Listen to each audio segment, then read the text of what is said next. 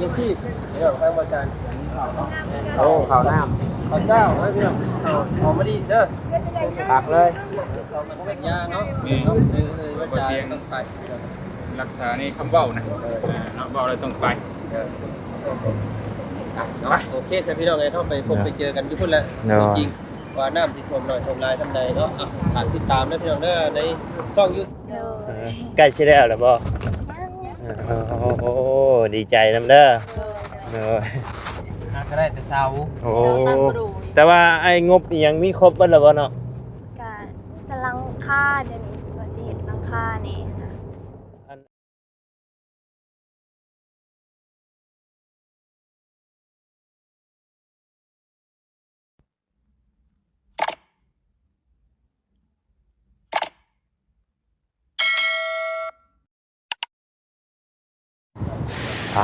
ไปพี่น้องเลยเต็มคาราเวลอีกแล้วเนาะพี่น้องเลยโอ้กำลังออกเดินทางไปแข่งขมวนพี่น้องเลยทางทีมงานไปเต็มคือเก้าเต็มคาราเวลคือเก้าเนาะไปดีเด้อเนาะไปอีกแข่งนึงพี่น้องเลยแข่งขมวนแบบนี้เนาะวันนักรถข้างล่างกันย่ายทั้งนั้นก็ได้วันนี้น้ำ1 2 3 4 5โอ้พี่น้อง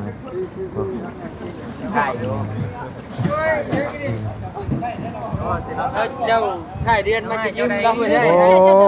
อันนี้บ่เห็นแต่ในคลิปครูจิ้นน้องบี้นี่สบายดีเด้อมีอย่างก็มีที่ปรึกษาให้ก่อนนะน้องนี่ก็ทอดจูเมื่อใดก็ขายความหลับจะมาดูตัวคนยังยินบอกกันอยู่ก็รีบมาหลังไม่ชัดยังบอกว่ารีบมาเลยอันนี้นี่ดีเรื่องยังเฮ้ยยังพูดเรื่องยังมาดีพี่น้องเลยเนาะพอเรื่องเจ็บไข้บ่ได้หลับแล้วตัวนี้บ่ได้รับคอยว่าเขาในคลิปได้ว่าเขาเจ็บไข้บ่ได้เจ็บไข้เจ็บหำแต่ที่ว่าเป็นอะไรกูว่ามันเนาะเข้าใจแล้วสิพากันเดินทางมาช่วยแหละแม่ก็เดินทางกับเจ้าบ่บุญสารวัตรคือบ่มีหยังเนาะนอกกระบะเลยมื้อวานนี้ข่อยบ่ได้ตั้งใจว่าสิได้ไปเลยมื้อวานนี้โอ้พี่น้องเอ้ยเบื้องหลังพี่น้องเอ้ย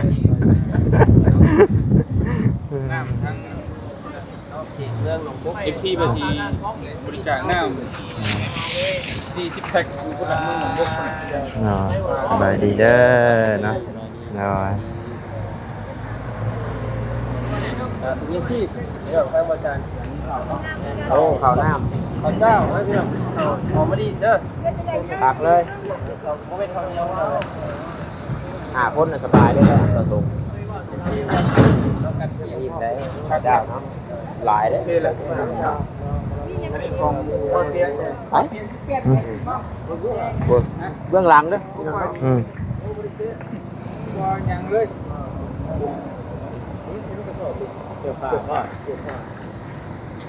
จะมาเป็นทุนตรงนี้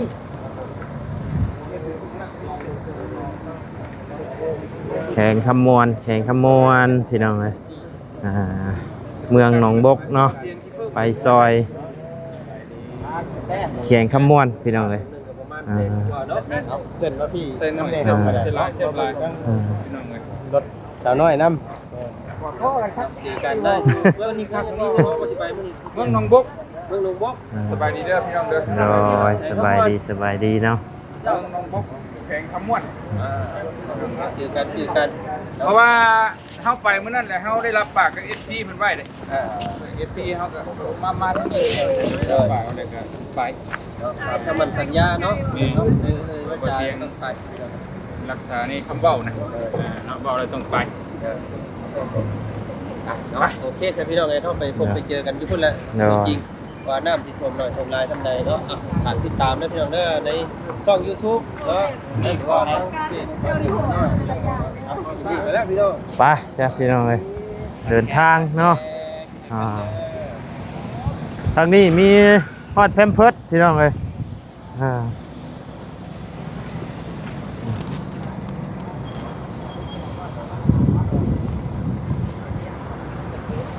เป็นวงเวียนเซโนพี่น้องเลยนี่เนาะก่อนอื่นกับทักทายสบายดีเด้อเนาะพ่อแม่พี่น้อง FC เบิร์ดจุกุสู่คนเนาะเอาไว้สู่ในและต่างประเทศก็ยินดีต้อนรับกับสู่ช่องอะไรคือกับโดยสบายดีเด้อเนาะเอาไว้เด้อสบายดีทั้งน้องวิวโดยสบายดีเนาะทีมงานพี่น้องเลย ตู้ดีเคลื่อนที่เนาะมาเลยนะร้านกับฝากพ่อเพราะอะไรรถตามเราได้เมื่อวานทักไปก็มีหมูปิ้งนะ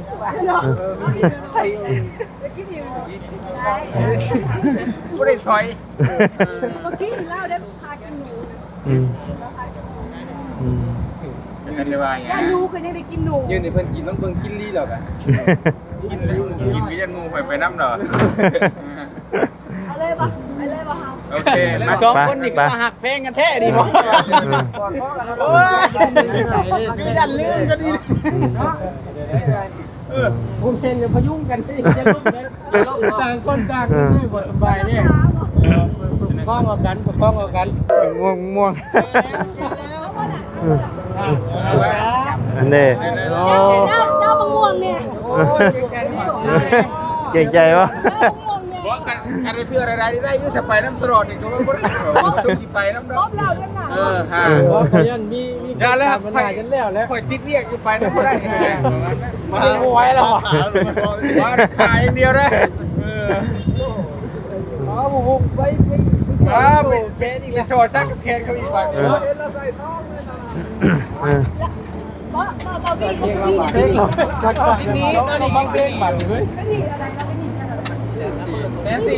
แสนชี นี่รถมึงไม่แล้วจ่ายเลยนะจ่ายเลย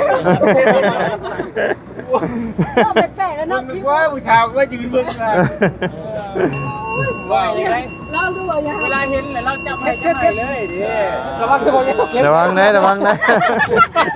แตกไม่บ่เปล่าแตกทำไมวะกินเห็นไหมไม่ให้เราแต่งให้ก่อนก็ได้มาอันนี้ทำก่อนก็ได้เพราะมันทำได้ยังทำได้ยังจากที่ได้ ไปพี่น้องเลยออกเดินทางวันนี้เนาะ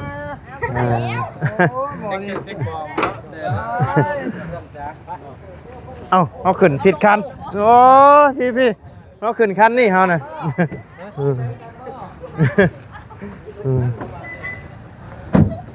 ไปพี่น้องเลยไปพี่น้องเลยกำลังออกเดินทางพี่น้องเลยแกงขมวนเนาะโมเมนต์แขกแข่งขมวนเมืองไปเมืองหนองบกที่ทางทีมงานเฮาสิไปพี่น้องเลยเอาบ่ให้ปิ้งไก่จักโตอิ่มน้ำปลาเนี่ยโอ้บัดอัน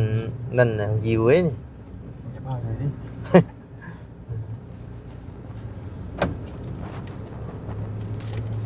เดี๋ยวอวยมาทางนี้ก่อนพี่น้องเลย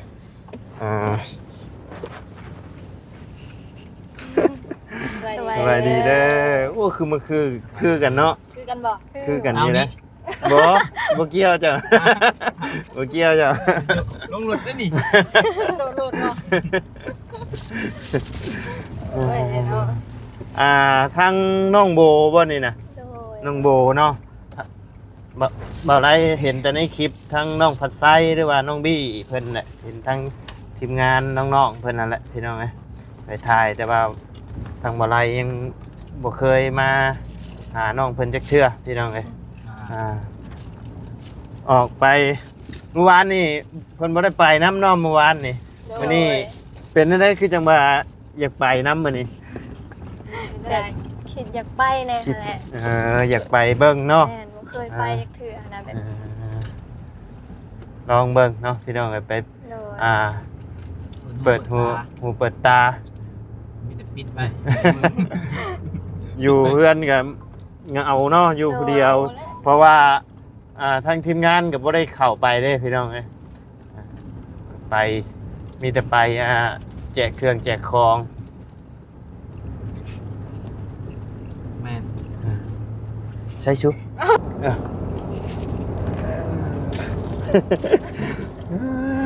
ตูดมาอีกเลยได้บ่ บิดกันอยู่บ่ วิท โอ้ยมีแต่คนตัวใหญ่ มีคนตัวใหญ่ๆใครอยู่ดอกเนาะ ใหญ่จนเหลือ คือจังว่ามีทั้งน้องเพิ่นอีกผู้หนึงบ่เพิ่นบ่ได้มานำบ่ โดยอันเพิ่นไปทะแขกกับพ่อเพิ่นวันนี้ โอ้ ๆไปเตยนะ เอ้าไปหม่องเดียวกันได้นี่เนาะ แม่นแต่ว่าน้องเพิ่นเอาคือว่าไปส่งรถกับพ่อเพิ่นบ่แม่น เราขายรถบ่ บ่เฮ็ดกับบริษัทแบบไปส่งให้เพิ่นซื่อๆนะ เอ รถ อ พ่วงส่งรถนี่ไอ้ รถพ่วง แม่นเอ้ยพวกแม่รถลากรถพ่วงรถลาก เราเฮ็ดบริษัทขายรถลากบ่ บ่เป็นลูกน้องเพิ่น เป็นลูกน้อง น้องเพิ่น เออ รถสไลด์บ่ โดย เออ กับมาแก้รถนั่นน่ะนะ เห็นอะไรคือจังว่าเห็นทางน้องบี้ว่าปลุกห้านเปิดห้านเปิดหยังให้บ่ โด เอย อใกล้สิแล้วล่ะบ่โอ้ดีใจนำเด้อเนาะ หาก็ได้แต่เช้า โอ้ ตั้งกระดู แต่ว่าไอ้งบอีหยังมีครบเบิดแล้วบ่เนาะ กำลังค่าเดี๋ยวนี้ว่าสิเฮ็ดหลังคานี่นะ อันงบหั่นนะงบ มี งบ แล้วนะ มี ครบ แล้ว ครบเบิดแล้วบ่ ได้แต่หลังคา แม่ สิได้แต่หลังคาเนาะ โดย อ๋อ หลังคานี่น่าจะแล้วแต่กับผู้ว่าสิ แล้ว ได้ โอ้ โอ้ตัว ใจเย็นบ่คุณ โตเนี่ย มาสะเทือนบ่เลยข่อยสมองก็ไปเลยบัด ห้องออกเลย เป็นถาสร้างอยู่ตอนนี้ โอ้เห็นทั้งลุงบี้เพิ่นส่งหาอยู่มาเด้ออ้ายเด้อว่ะเฮ็ดท่านให้ทั้งน้องโบเพิ่นว่าเนาะเฮ็ด วันที่ทำแล้วเพราะว่าสร้างกันเพิ่นสิมาเมื่อวันคาที่หน้านี่สร้างสิแล้วนะ อืม ต้องทางขอหยุดก่อนผมจะมีเรียนงานเพิ่นกันแล้ว สร้างติดเวียดสร้างโรงงานให้ โอ้ สร้างก็มีเรียนประจำแน่ เป็นอะไรเฮ้ยทั้งแบบอะไรกับน้องบี้นะเป็นแฟนกันน่ะดิบ่ได้ในใดนี่นะฮะ ยังบ่แม่น แบบคบกันอยู่บ่หรือว่าในใด เบิ่งกันไปก่อน เบิ่งกันไปก่อนเนาะ อ๋อคือว่าเห็นน้องบี้ยันหอบเสือหอบผ้าหอบแพร่ไปนอนเผาแล้ว ของแท้แน่นอนเด้ คงแท้ดีนี่เนาะ โอ้ยแท้ๆยังบ่กล้าเฮ็ด เออขนาดน้องบัดไซยังบ่กล้าเนาะ ยังโอ้ยยังคะแนนยังบ่กล้าเลย จักแล้วจังหวัดลอยอยู่จ้ะ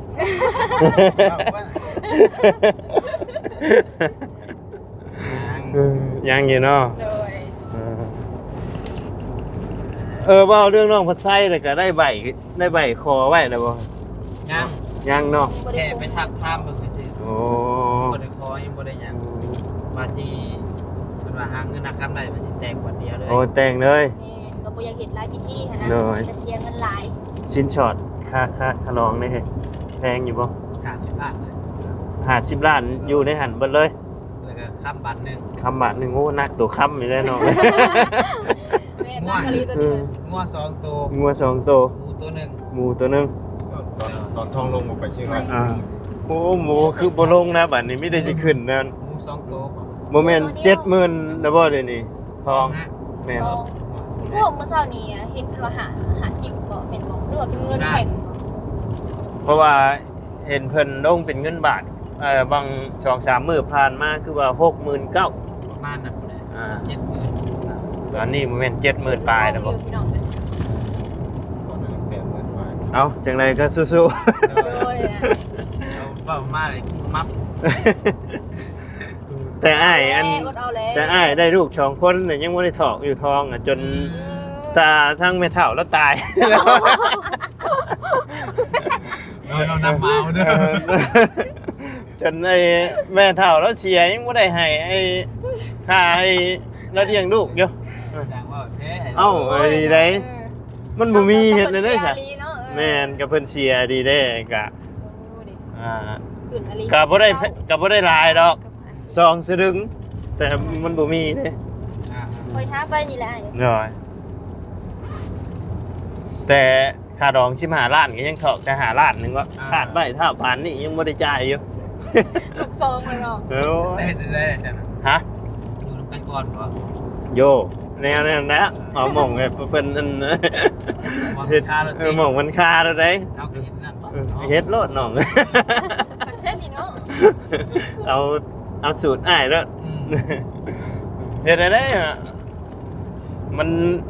หักแพงกันแต่มันบ่มีเงินแต่งนี่เนาะเอาในนี่แหละมันหากับมันหาบ่ทวงบ่ทันเด้พี่น้องเอ้ยจำเป็นแล้ว9ชั่วโมงนี่ยังบ่ได้ถอกเราอยู่ ลูกชองดิ ลูกชองนะ 3คนติดถอกถ้าให้ลูกถอกให้ เยอะคันแม่น เขาแค่น่ะ คันแม่นบ่คุ้มก็4-5แล้ว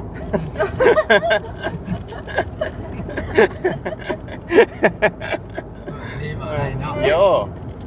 จักปีน่ะอยู่กับเมียนี่เจ้าอ่ะ10ปลายปีแล้ว คุมสิได้เนาะ คุ้มไปซื่อเด้นี่บ่ได้ยากเด้เอาลูกบ่ได้คือหาเงินได้น้องเอ้ย โอ้แป๊บเดียว ว่าบางคนยากเลยบางคนบ่ได้นะ อืม คือเอื้อยเอาว่าได้ยังบ่ได้ น้อย คนยากก็ แม่นผู้ยากก็ยาก เป็นโทรเซนก็ยังบ่ได้ อ่า